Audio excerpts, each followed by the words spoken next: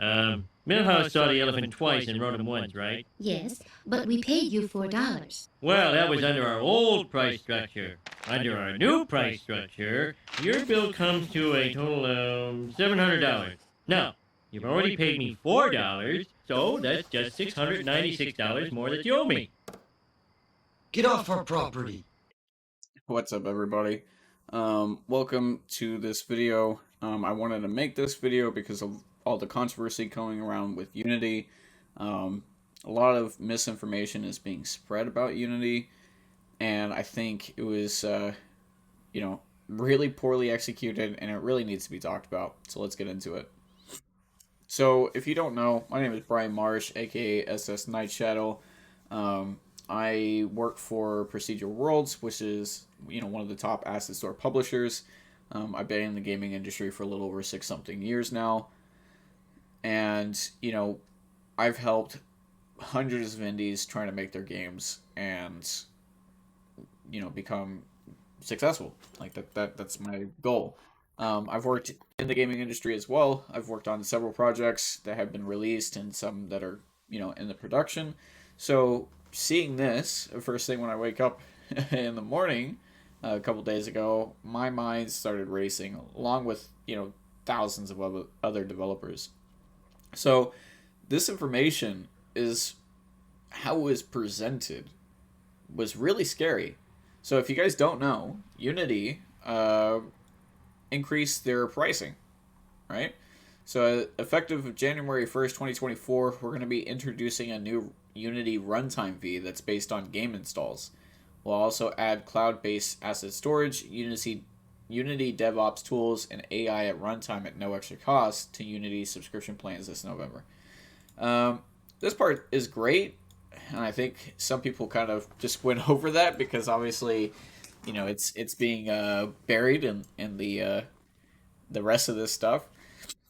So yeah, let's get into this, right? So games that qualify for Unity runtime fees after two criterias have been met. One, the game has passed a minimum revenue threshold in the last 12 months, and two, the game has passed a minimum lifetime install counts.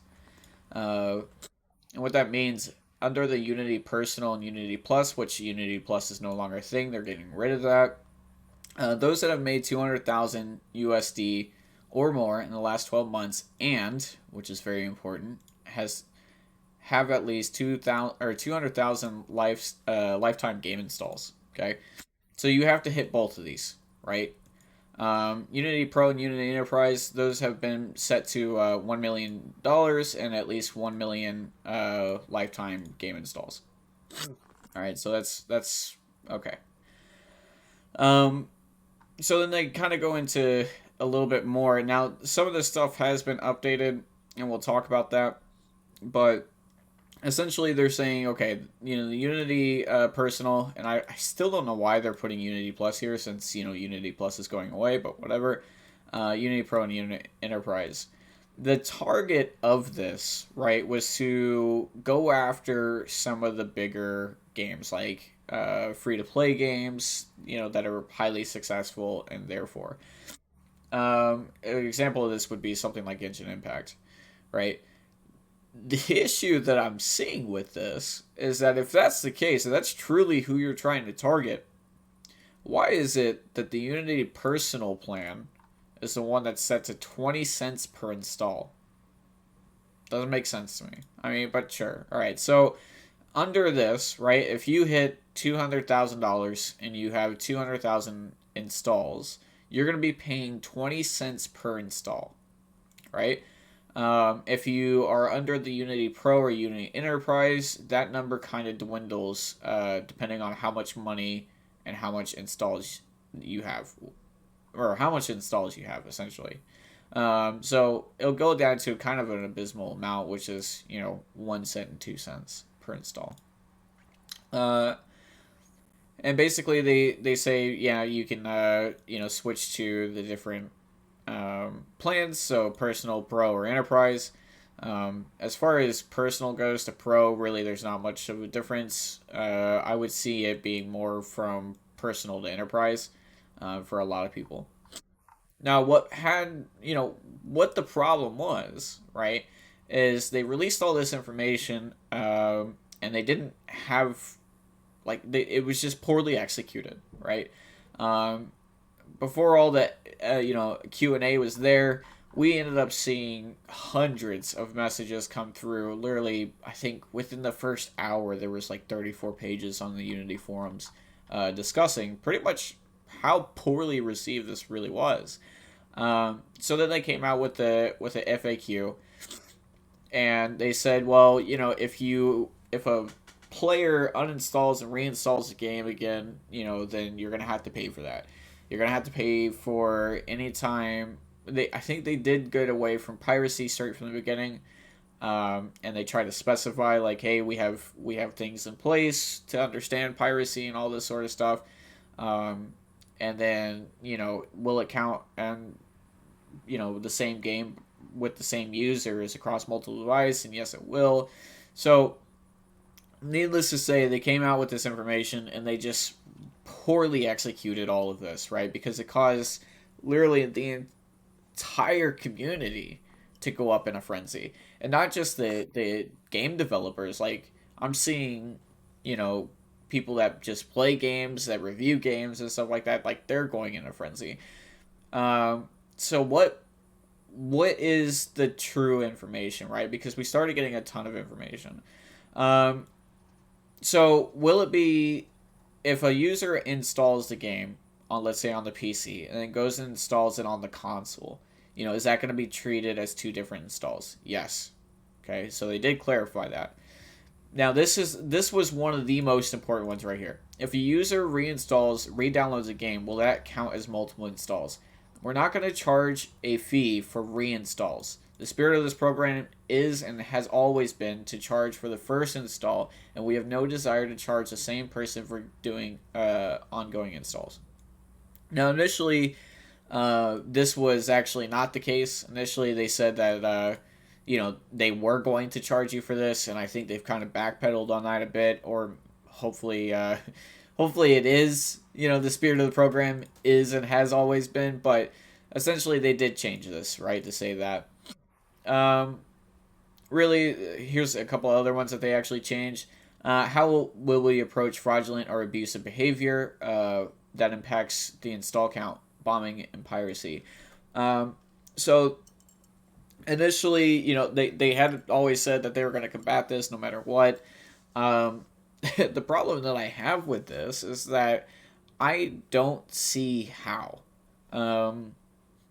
Now, hopefully, I think in a lot of other posts and from other Unity members, they said something about they're establishing a new department in the fraud section, so that way they can handle cases like this. Or if hey, I'm getting a ton of installs and really we're not making that much money, or something is happening, hopefully then they can say, okay, you know what, obviously you're being attacked, blah, blah, blah.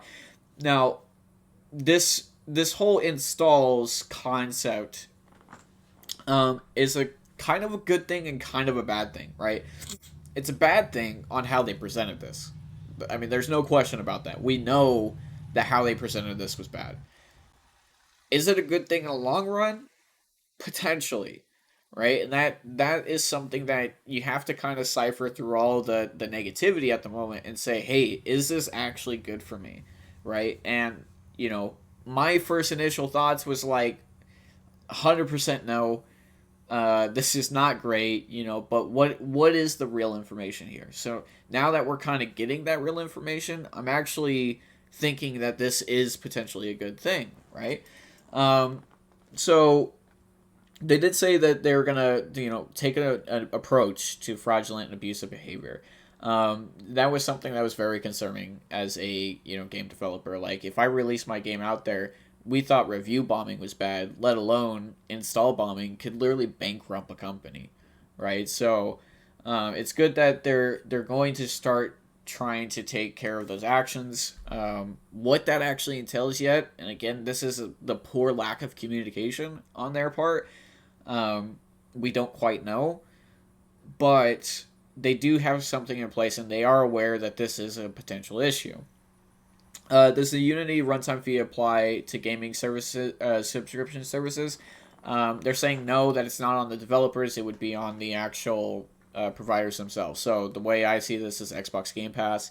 They're going to come up to Xbox Game Pass and say, hey, we got to talk numbers because, we need that money, and we're not going to charge the developers for something like that. So that's actually quite good for anybody that's, worried about, hey, I have a game coming on Xbox Game Pass. Like, how is this going to affect me? Well, there you go. It's not really. It's going, Xbox and Unity or, PlayStation Plus and all those people, they're going to have to figure something out between those people. This isn't a huge impact on indies. Now, this is probably one of the most controversial topics that I'm seeing, is that it 100% is. According to them, this price does not impact the majority of customers. In fact, based on internal data, more than 90% of our customers will not be affected by this change. This was updated as of yesterday. And then, is a revenue calculator before or after platform fees? It's applied to the threshold for the runtime fees are gross, so before any platform and other fees. So essentially what this means is that you're going to have to count for, or you cannot account for Unity's cut into their subscriptions that you have to pay for. It's not accounting if you launch your game on Steam. It's not accounting for that. So Steam takes 30%, right? Or any other assets that you have. So like something like Fmod or something like that, where you have to pay them. Any marketing, all that sort of stuff, right? So this is purely this is how much money you made. This is how much money we're gonna take, not including all these fees you have to pay, which is kind of crummy at the end of the day. But I get it. Most companies, this is how it's ran. So whatever. But yeah, so I want to get back into this, right? It's not a huge impact for indies. So theoretically, no, it's not, right? It depends, right? So the hatred right now is that they're still charging you on success, is the idea, right? Either you make 200,000 and you have 200,000 installs, and then they start charging you, or you upgrade to the enterprise section and you have to wait to 1 million on both ends, right? My thoughts on this, right, is that surprisingly, if you have a game on Steam, most developers are going to know this, it doesn't take long to get, the 200 mark. In my personal opinion, like, I've done it in the past. It didn't take long, and to be frank, like, my first game that I ever released and stuff like that with a co-owner was not very good, and we still hit those numbers. So, I see it more that essentially Unity is going to force you to go the enterprise so you can make that money, and, it just goes from there, right? So it is a good thing that they are backpedaling, or they're clarifying, I should say, on a lot of this stuff. This should have been done from the beginning, to be honest. It should have been clearly written out, and not, 3 or 4 months before this is supposed to take effect, because this is supposed to take effect of January 1st, right? And I was having a read over their TOS, and I see why that they're doing it now. Granted, they if this was a planned thing, then they should have done this, a few months ago, probably like 3 months ago. So people had time to prepare for this type of information, because you're essentially, what you just did was just bombshell everybody, right? This came out of left field. Nobody knew what was going on, and then you guys didn't clarify it, as good as you could have, and so yeah, it blew up. And kind of rightfully so in that regard, because you should have done better. Like, at the end of the day, you should have done better. So this came from Unity on September 12th. And so it says, today we have announced a change to our business model, which includes new additions to our subscription plans and an introduction to the runtime fee. We want to provide clarifying answers at the top of your questions. So this price increase will only affect a small subset of current Unity editor users. So what they mean by this is that Unity is predominantly a mobile game engine. You would think that there is more console and PC games, but the reality is that's just not true. So yeah, so what they're saying is it's going to affect a lot of people, but mainly the mobile stuff, and it's mainly the mobile people that are making lots and lots of money already and have hundreds of downloads. Things like Genshin Impact and Pokemon Go and stuff like that. That's who it's going to affect, supposedly, through them, right? So they're saying, yeah, most games and stuff aren't hitting that $1 million mark, in the the million installs, so it's not going to affect you. I mean, that's great, I guess. You're probably going to hit the 200,000 on both ends, but maybe not the million, and that's kind of how they're seeing it. And if you do, then yeah, you should be forced to pay more. I just wish they would kind of do something in returns of the whole 20 cents thing. Why? And I don't get this, and they're not the only ones that have done this. Like, why are you charging the small people more than you are the bigger people? So, I mean, I never got that aspect of it, but, it's whatever. We're kind of used to that. So, because of this news, as everybody's kind of pointed out, lots of games are pulling back, right? So, this is Cult of the Lamb. Cult of the Lamb kind of made a little funny meme here, pooping out Unity. But anyway, so we're seeing this with tons and tons of people, right? I think We Break Games, Cult of the Lamb, and Human Fall Flat, a bunch of them are, talking about this. And yeah, so this is kind of my joke. What it's going to be like for an indie developer. Yeah, this is by far hilarious because this is the gentleman that was playing Pokemon Go and built a custom bike, and I said, essentially this person just cost the developer $12, and let's say this is it is a free to play game, what he's playing here, but this free to play game is costing you $12. This person may not have spent a single dime, inside of your game for microtransactions or whatever. Ultimately, that person just costing you money. So this is kind of the problem where installs can happen in this regard. So it's kind of hard to judge, how it's going to go, but there it is. So this was really interesting. I ran across this quite a few times. And essentially this kind of breaks down, how much money you are technically paying versus something like Unreal with their 5%.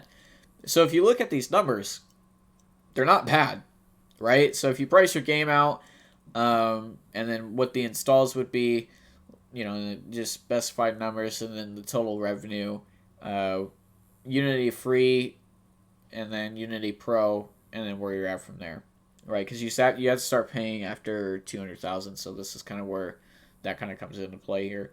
So let's see.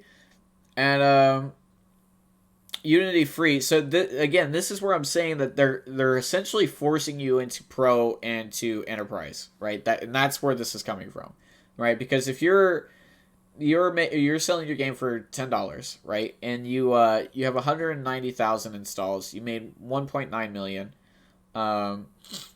Unity free is 170,000. Unity Pro is 90,000.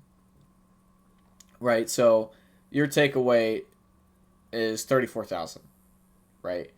Is what you're gonna have to pay them. Under the Unity Pro at 7 cents, it's 8,750, and Unreal fee it's 45,000. So we can see where these numbers can stack up pretty high. Under the Unity Pro and Enterprise, it looks like it's gonna be the best deal for any developer, essentially. You're just going to have to pay more into your initial fees.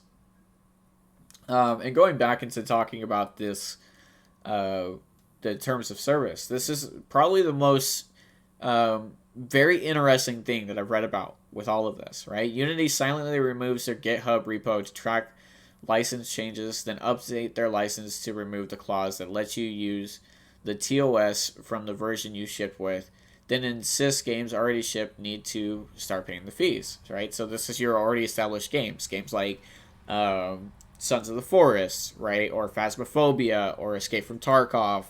All of these games that are being announced or that are currently out are going to have to start paying this, regardless. They're taking away the grandfather clause. I don't know if that's popular in any European country, but in the United States we have something called the grandfather clause, which means that any changes that if I owned a house and they say, well, you can't build here anymore, that house still stays there. They're not going to tear it down, right? Because it's grandfathered into that property, right? Now, if I tried to go build a house there after this change has been made, I wouldn't be able to, right? So that's kind of what that means. So essentially, by them doing this, they took out the ability to say, hey, I'm grandfathered into the old stuff. You can't do this to me, blah, blah, blah. So this is a little, like, I see why they did it, obviously, because they needed to update their TOS and their licensing agreement for that. But silently doing it, obviously, it's going to cause more of an issue.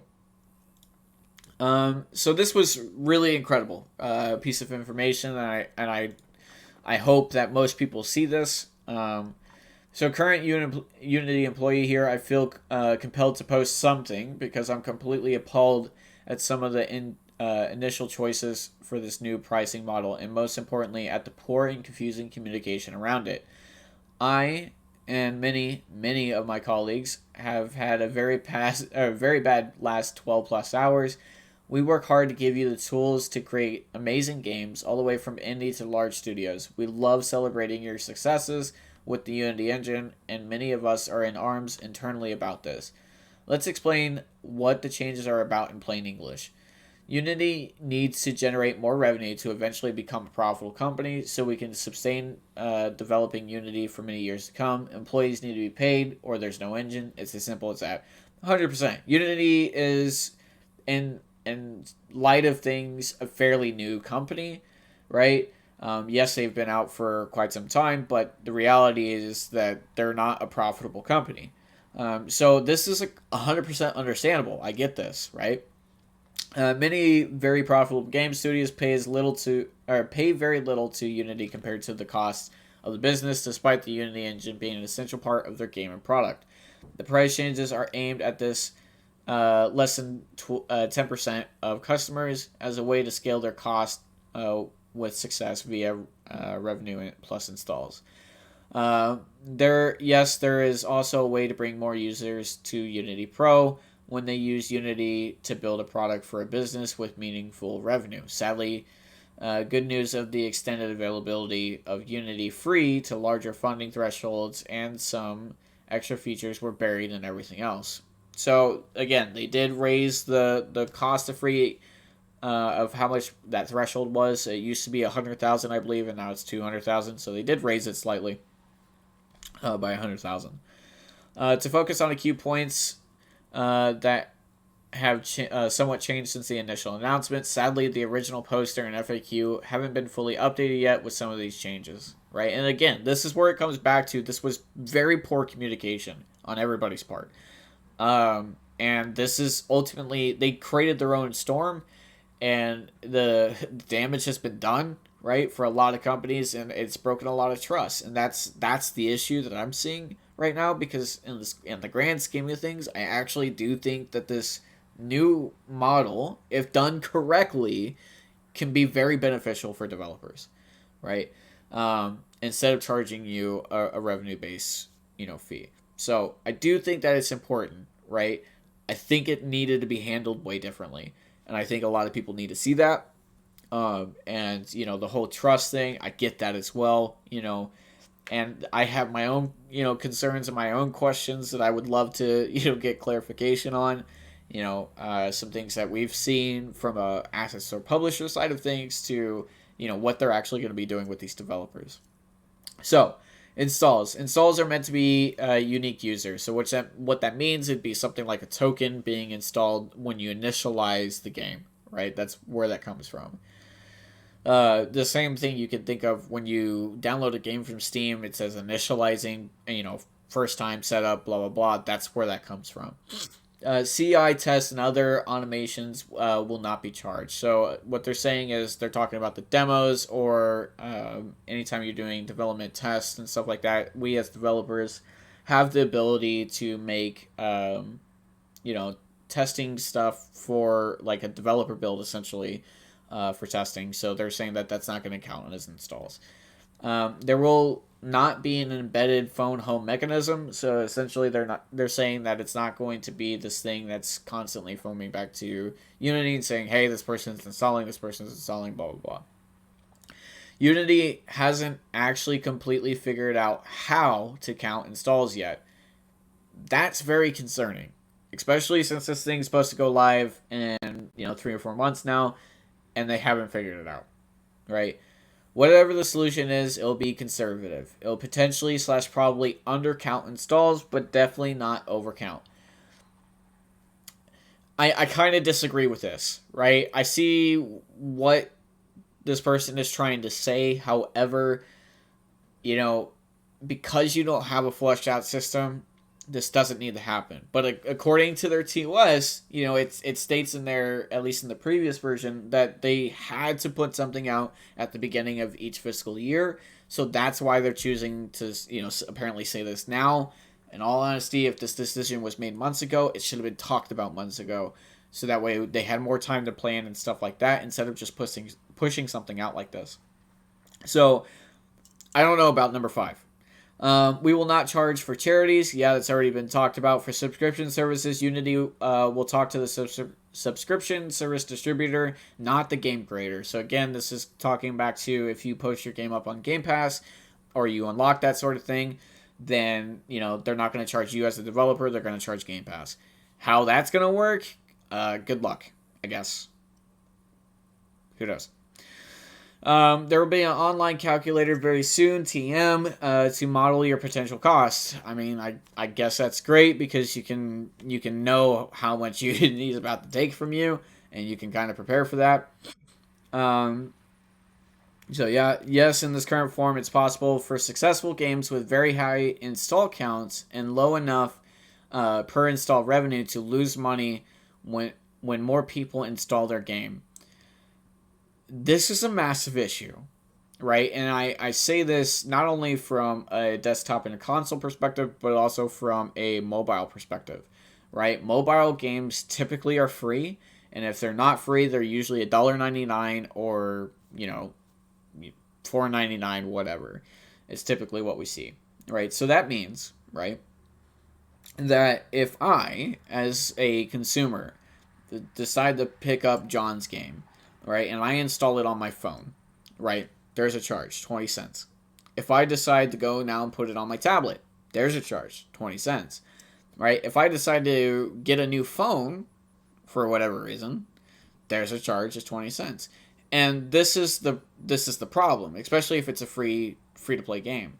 What I see this happening though is that this is going to kill free to play games entirely, right? The biggest thing that I see is, yes, they will make money from microtransactions, and that's how free to play games make their money is through microtransactions. But the issue is that developers are going to have to think of more creative ways to monetize their games, right? And that's how this is going to work from a Unity perspective, right? But at the end of the day, technically, your company has to be making money somehow. So definitely from the microtransactions, and how much is that actually going to offset? That's what needs to really be discussed and talked about. Right? But what's going to happen for those people that are maybe let's say made 4 million installs, but they only made that 200,000 in revenue?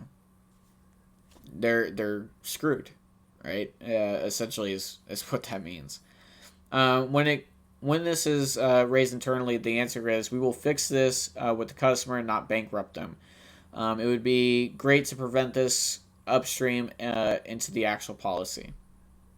So again, they're already aware of this and that this is a potential. So I mean, I guess it's great that they're thinking about it.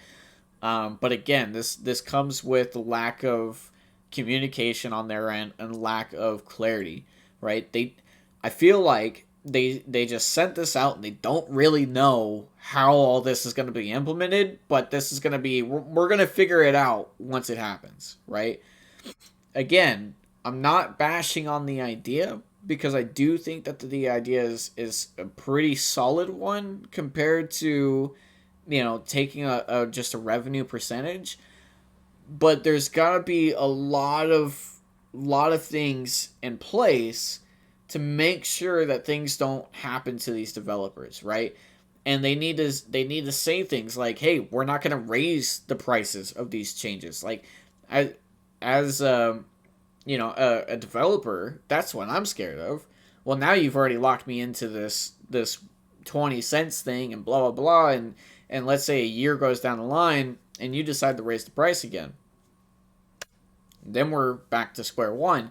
So, being concise and saying, hey, this is what it's going to be and blah, blah, blah, and this is what it's going to lock, essentially a contract, right? And say, this is what we're going to lock you in at.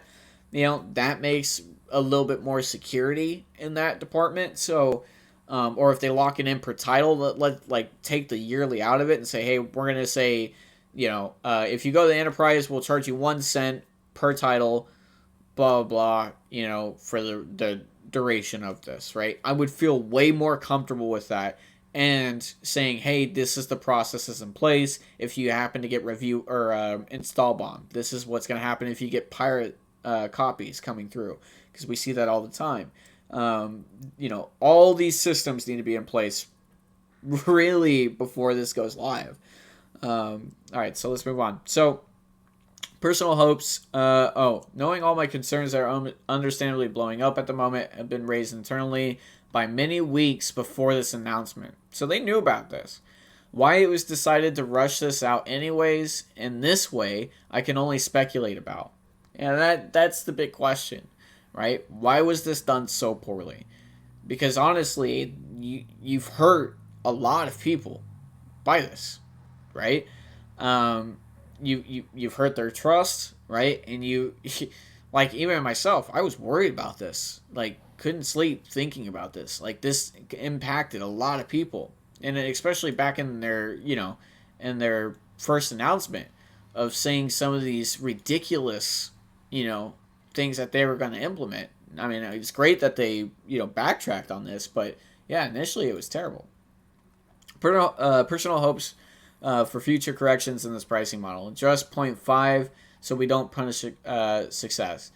So again, this goes back to how they're actually going to count this stuff. Reverse course to change per install fees to already published games.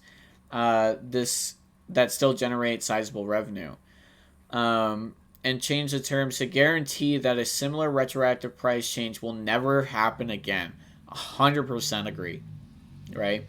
Or if you're going to, it needs to be on a per title basis, right? So developers, can come to Unity and say, hey, this is what we're planning on doing. This is the course of action. I want to sign a contract with you. That's what needs to happen.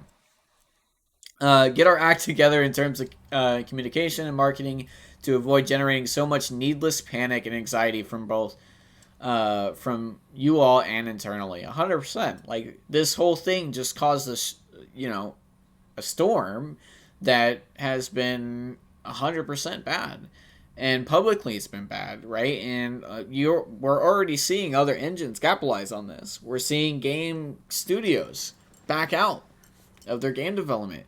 Like I said, Code of Lamb wants to say, play the game now, because of January 1st, we're deleting the game.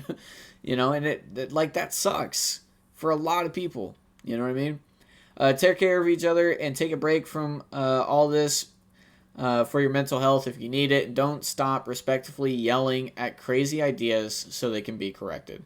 100%. It's so important to have controversy in some of these ideas, so that way we could potentially backroll or reverse a lot of these models, right? So I think all in all, this can be a really good thing. It could save developers lots of money. How they went about this whole thing is so poor, and I think it will have to run the numbers. We'll have to stay tuned to, what's being said, and really pay attention to this. And I think ultimately this is a good thing for developers, right? This will actually, if I'm not mistaken, somebody was telling me the other day that this might be one of the first of its kind, right? No one's ever been able to pull something like this off, so it'd be interesting if Unity actually can. And hopefully not punish their developers. And that's kind of what I'm more so worried about. And obviously worried about developers coming, new developers coming, seeing all this stuff, and it's like, looks like I'm going to another engine. By all means, I was frustrated about this, and I couldn't believe how they went about this. But ultimately, I do think that it's going to be a good idea. They just need to get their act together, is essentially what it boils down to. So I hope you guys enjoyed this. Thanks for watching. Again, my name is Brian, SS Night Channel, and we'll catch you on the next time. Cheers.